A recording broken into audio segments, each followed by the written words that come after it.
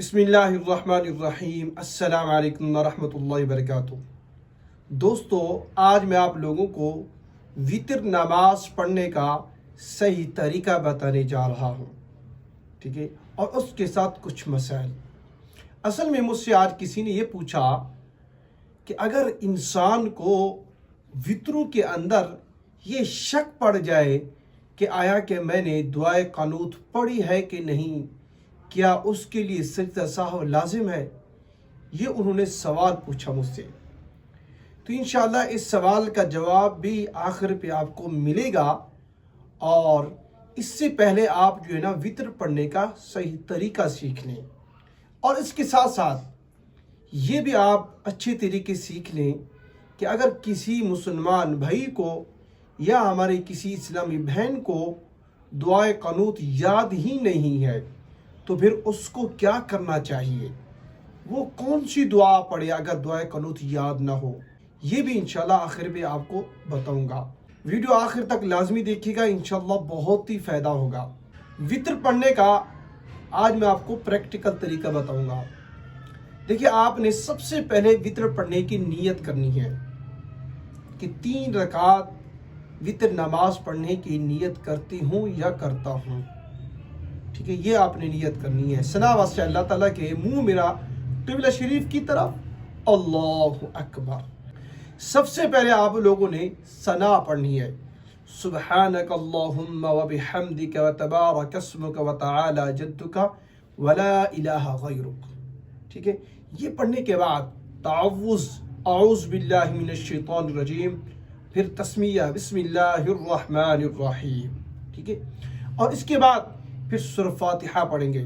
الحمدللہ رب العالمین الرحمن الرحیم مالک یوم الدین ایاک نعبد و ایاک نستعین، مکمل سورہ فاتحہ پڑھیں گے، اور اس کے ساتھ کوئی بھی سورت ملا لیں گے جو آپ کو آتی ہو، یاد ہو، اور قرآن میں سے جہاں سے بھی آپ کو آتا ہو وہاں سے آپ پڑھ لیں، ٹھیک ہے۔ وہ پڑھنے کے بعد پھر تکبیر کہتے ہوئے رکوع میں جائیں گے، رکوع کی تسبیح ہوگی، پھر تسمیع کہتے ہوئے یعنی کہ سمع اللہ لمن حمدہ کہتے ہوئے ایسے سیدھے کھڑے ہو جائیں گے، ایسے ہاتھ چھوڑ دیں گے، ٹھیک ہے۔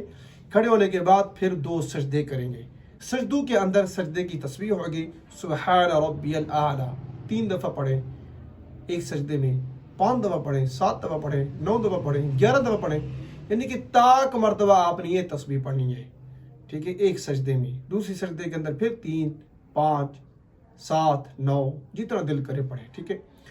پھر 2 سجدے کرنے کے بعد پھر ہم ایسے تکبیر کہتے ہوئے ایسے کھڑے ہو جائیں گے، ایک رکعت ہماری کمپلیٹ ہوگی۔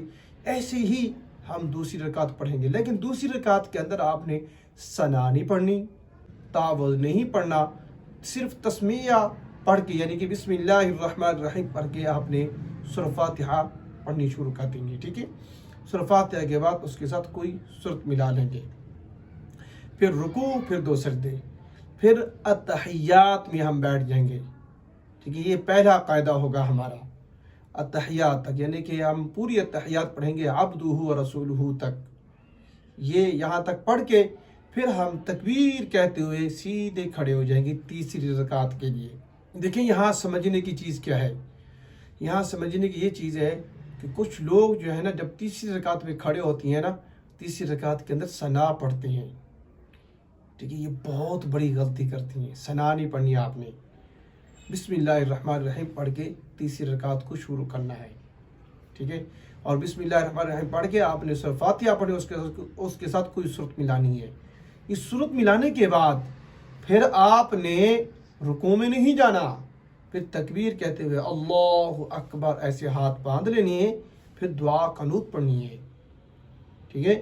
دعائے قنوت، اللہم انا نستعینک ونستغفرک ونؤمن بک ونتوکل علیک ونثنی علیک الخیر، یہ یاد ہے تو آپ نے مکمل پڑھ لینی ہے، ٹھیک ہے۔ اگر یاد نہیں ہے تو پھر کیا کرنا ہے جی، پھر دیکھیں اب خاموش نہ رہیں، ٹھیک ہے۔ پھر آپ نے یہ کوئی بھی دعا آپ کو آتی ہے، ربنا آتنا فی الدنیا حسنۃ وفی الآخرۃ حسنۃ وقنا عذاب النار، یہ پڑھ لیں، 3 دفعہ پڑھ لیں، ٹھیک ہے۔ اگر یہ یاد نہیں ہے پھر آپ اس سے بھی اور آسان دعا وہ یہ ہے کہ آپ 3 دفعہ یہ پڑھ لیں اللہم اغفر لی اللہم اغفر لی اللہم اغفر لی. ٹھیک ہے. یاد رکھنا یہاں پر ایک چھوٹا سا مسئلہ آپ یہ سمجھ لیں کہ یہ آپ کو دعائے قنوت یاد نہیں ہے، یہ پھر آپ دعا پڑھ رہے ہیں اللہم اغفر لی اللہم اغفر لی اللہم اغفر لی. ٹھیک ہے. یہ تب آپ یہ پڑھتے رہیں اور یہ تب آپ یہ پڑھتے رہیں، لیکن اس کے ساتھ ساتھ جو ہے نا آپ یہ دعائے قنوت سیکھتے بھی رہیں. لاپرواہی نہ کریں کہ اگر آپ اسی دعا پر اکتفا کریں گے، دعائے قنوت سیکھنے کی کوشش نہیں کریں گے تو پھر آپ گناہگار ہیں. ٹھیک ہے. یہ دعا تب تک آپ پڑھتے رہیں جب تک آپ مکمل طور پر دعائے قنوت سیکھ نہیں لیتے. سیکھنی چاہیے دعائے قنوت. ٹھیک ہے. اور دعائے قنوت ہی پڑھنی چاہیے وطروں کے اندر، کیونکہ حدیث مبارکہ کے اندر اسی کے پڑھنے کا آیا ہے. ٹھیک ہے. ہاں جس کو نہیں آتی تو پھر فقہاء نے علماء نے یہی لکھا ہے کہ بھئی جس کو یاد نہیں ہے تو وہ یہ دعا پڑھ لے جو ابھی میں نے آپ کو بتائی ہے اللہم اغفر لی اللہم اغفر لی اللہم اغفر لی. ٹھیک ہے. یہ پڑھیں. انہوں نے یہ شرط بھی ساتھ لگائی ہے کہ ساتھ ساتھ یہ دعا بھی سیکھتے رہیں دعائے قنوت کو. ٹھیک ہے. اور یہ پڑھنے کے بعد پھر ہم رکوع کریں گے، پھر 2 سجدے، پھر التحیات بیٹھیں گے، مکمل پڑھیں گے، یعنی کہ التحیات للہ والصلوات والطیبات السلام علیکہ ایہا النبی ورحمۃ اللہ وبرکاتہ.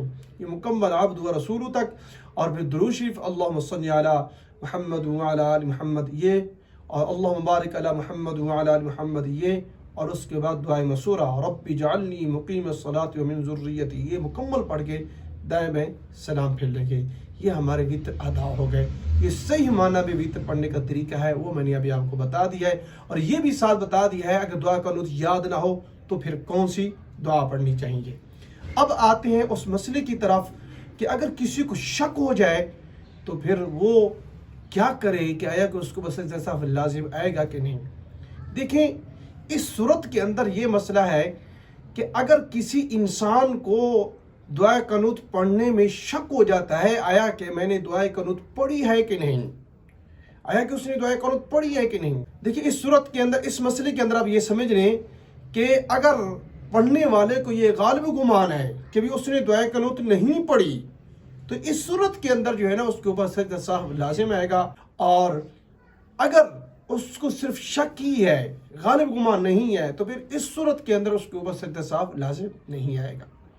مجھے امید ہے آپ کو یہ ساری چیزیں سمجھ میں آ گئی ہوں گی جو ابھی میں نے آپ کو طریقہ بتایا ہے. ویڈیو اچھی لگے اس کو لائک لازمی کریں اور ہمارے چینل کو لازمی سبسکرائب کریں، اور آگے زیادہ سے زیادہ ویڈیو اور بھی مسلمانوں کو شیئر کریں تاکہ اور بھی مسلمان اس سے کچھ سیکھ سکیں. شکریہ. جزاک اللہ خیرہ.